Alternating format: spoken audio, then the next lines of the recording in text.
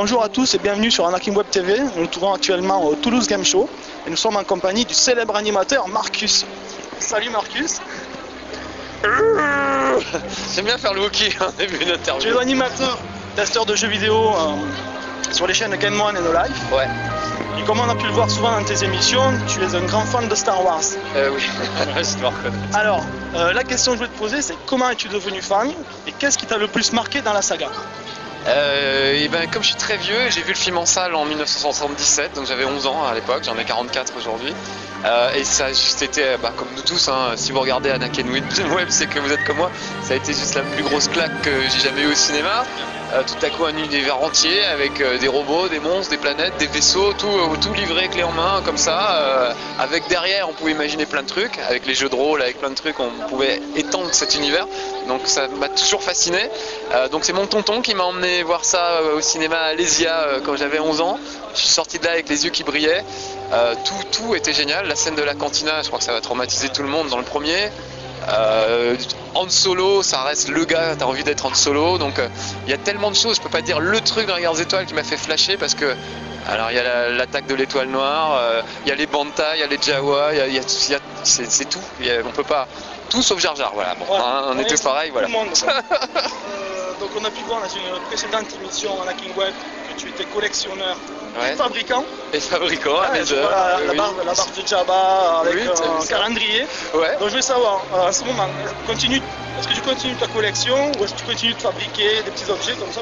Alors je n'ai plus le temps de fabriquer. Ma femme commence à avoir d'un mauvais œil toute cette accumulation de merde en plastique qu'on a tous chez nous, hein, vous êtes comme moi. Donc j'essaie d'arrêter, mais j'y arrive pas. Donc pour te donner un exemple, il y a la semaine dernière, je suis allé faire mes courses à Casino et il y avait un Snow Speeder de l'Empire Contre-Attaque absolument magnifique à 29 €, où tu peux mettre les figurines par cœur. Voilà, j'ai craqué, je l'ai acheté. Alors que je l'avais vu il y a 3 semaines sur une brocante, celui de 1977 d'époque, ouais, à 30 € aussi, mais je l'ai pas acheté parce que j'étais dans la période non, j'arrête d'acheter des trucs et tout ça, et je trouvais que c'était un peu cher en plus les 30 €.